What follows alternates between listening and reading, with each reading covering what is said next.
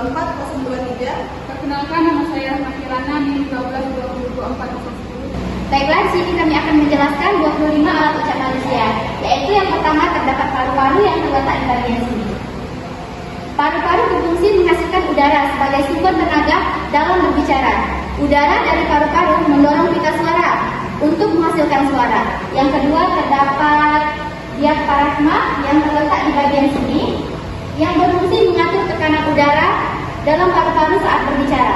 Beberapa dalam pernapasan dan mengontrol volume suara. Baiklah, yang ketiga yaitu terdapat trakea atau batang tenggorokan yang terletak di bagian sini, yang berfungsi menyalurkan udara dari paru-paru ke laring. Saluran udara utama yang memastikan udara dapat mencapai pita suara.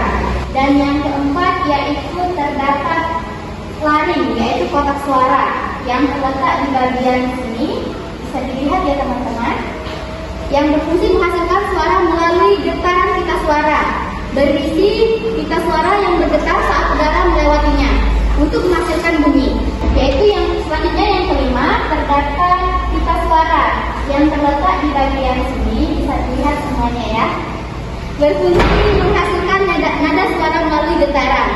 Bunyi tinggi atau rendah tergantung pada ketegangan dan panjangnya pita suara. Selanjutnya yaitu nomor 6, terletak di glotis yang terletak pada sini, yang berfungsi mengontrol aliran udara ke pita suara. Bagian tengah laring yang membuka dan menutup untuk mengatur suara.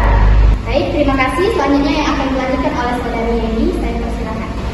Baiklah, di sini saya akan melanjutkan penjelasan nomor 7, yaitu epiglotis yang terletak di pada bagian sini. Fungsi mencegah makanan masuk ke saluran pernapasan saat menelan. Batu kecil yang menutup laringnya saat makan agar tidak tersedak. 8. Faring, yaitu tenggorokan bagian atas, dan letak di pada bagian sini. Saluran udara dan makanan menghubungkan hidung, mulut, dan laring serta berperan dalam resonansi suara. Nomor 9, rongga hidung yang terletak di bagian sini, yaitu membantu resonansi suara, memungkinkan bunyi sangau seperti M, N, dan N. 10. Rongga mulut terletak pada bagian sini, yaitu membantu pembentukan suara, artikulasi, berperan dalam perubahan bentuk suara yang keluar dari pita suara. 11. Langit-langit keras terletak pada bagian sini, yaitu membantu produksi bunyi resonan, berinteraksi dengan lidah untuk membentuk bunyi seperti T, D, dan S. 12. Langit-langit lunak terletak pada bagian sini, yaitu mengatur aliran udara ke rongga hidung, berperan dalam menghasilkan bunyi oral dan nasal. 13. Uval atau anam tenggorokan yang terletak pada bagian sini, yaitu mengontrol renolasi suara, dapat bergerak untuk menutupi rongga hidung saat berbicara, menghasilkan bunyi tertentu seperti dalam bahasa Arab.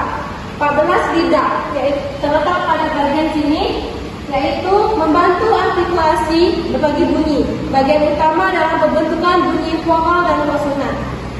Selanjutnya akan dijelaskan oleh saudari Septi.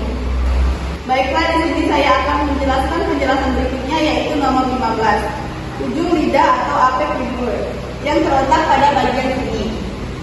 Fungsinya membantu pengucapan bunyi alveolar dengan digunakan untuk membentuk bunyi T, D, dan I. 16. Tengah lidah atau dorsum linguae yang terletak pada bagian sini. Fungsinya menghasilkan bunyi flatal, berinteraksi dengan langit-langit keras untuk bunyi seperti J dalam ya. Selanjutnya nomor 17, yaitu belakang lidah atau radik linguae yang terletak pada bagian sini. Fungsinya membantu produksi bunyi velar, digunakan untuk bunyi seperti K dan G. 18. Gigi atau dentes yang terletak pada bagian sini. Fungsinya membantu produksi bunyi dental, digunakan dalam pembentukan bunyi seperti T dalam bahasa Inggris T. 19. Bibir atas atau labium superius yang terletak pada bagian sini. Fungsinya membantu produksi bunyi bilabial, digunakan untuk bunyi seperti P dan B. Baiklah, penjelasan selanjutnya akan dijelaskan oleh Saudari Rahma. Baiklah, di sini saya akan melanjutkan penjelasan dari Saudara Septi. 20 bibir bawah atau labium imperius yang terletak di bagian sini. Membantu produksi bunyi labiodelta, berperan dalam bunyi F dan V saat bersentuhan dengan gigi atas. 21 gusi atau alveolus terletak pada bagian sini, tempat artikulasi bunyi alveolar. Lidah menyentuh gusi untuk menghasilkan bunyi seperti S dan Z. Rahang atas atau makila, fungsinya menyediakan struktur untuk produksi suara, membentuk stabilisasi rongga mulut saat berbicara. 23. Rahang bawah atau mandibula, Yang terletak pada bagian ini mengatur pergerakan mulut saat berbicara, memungkinkan perubahan bentuk rongga mulut untuk artikulasi bunyi. 24. Tonsil atau amandel yang terletak pada bagian sini mempengaruhi resonansi suara. Meskipun bukan alat utama dalam berbicara, ukurannya dapat mempengaruhi kualitas suara. 25 atau yang terakhir, resonator suara atau rongga resonasi yang terletak di bagian ini,